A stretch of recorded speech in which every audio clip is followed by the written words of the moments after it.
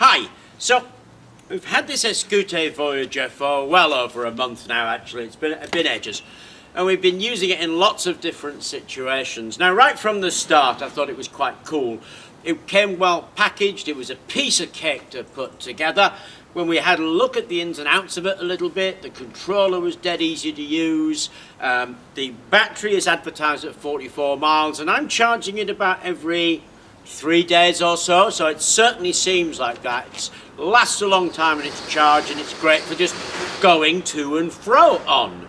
Now, it is a mountain bike, and of course I'm not a lightly clad road warrior, I'm a fat old boy who smokes too much, so we put this in the hands of quite a lot of other people, and we've shown you people having a go on it and taken what they've said as well. So it's been really well received. There's lots of good things about it for the bike in this price range. These shock absorbers here work really well, both locked off and locked so that they can respond. The brakes are awesome actually. There's a couple of disc brakes and they can stop the thing even with the massive weight on it. Sorry Ross, they stop it on a dime. So good brakes, good suspension, good battery, and there's lots of things I actually really quite like about it. I mean, I do like this cage they've put around the gears there to protect it from damage.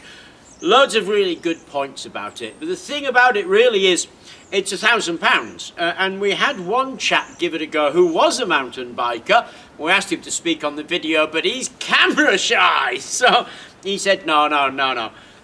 But he said that this was actually comparable to a bike of a much higher cost, which I thought was kind of cool to hear actually. So all in all, a pretty good bike that we've given a fair old trial to. I mean, I've really been on it on the road. It's Luke who's taken it up on the trails and given it a bit more hammer, and he keeps promising to wash it, but I'm not 100% sure that'll ever happen. So the bike really has performed for me, and certainly for Luke and the people we've tried it with, really at expectations and beyond. Now technically, there's an awful lot of stuff you can get technically about it. I mean, just look on the website, it'll give you the technical specifications. The UK version obviously is a 250 watt motor, and that's printed nicely on the outside. It does come with pedal assist, and you're not supposed to change it to throttle only, but of course we couldn't resist doing that, and we found it really easy to do. That's just information purposes, not encouragement to do it, but it was a piece of cake to change it to throttle only and then back to pedal assist. So it's got several pedal assist modes.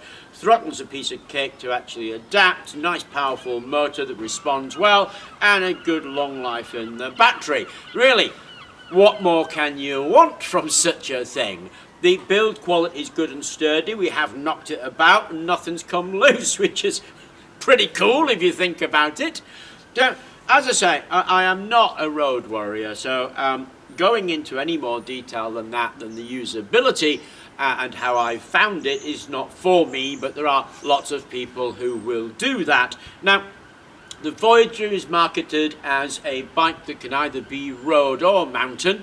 Quite often, of course, when things do that, what they end up being is something that does nothing. This actually does seem to cope with it. From the road side of things, I can certainly say that it's a good road bike. From the mountain bike side of things, then I'm going on my friend's word and Luke's word, who say that actually it worked really well for what they wanted to do with it. Good grip in the mud, nice climbing ability, this push to help you up a hill is awesome.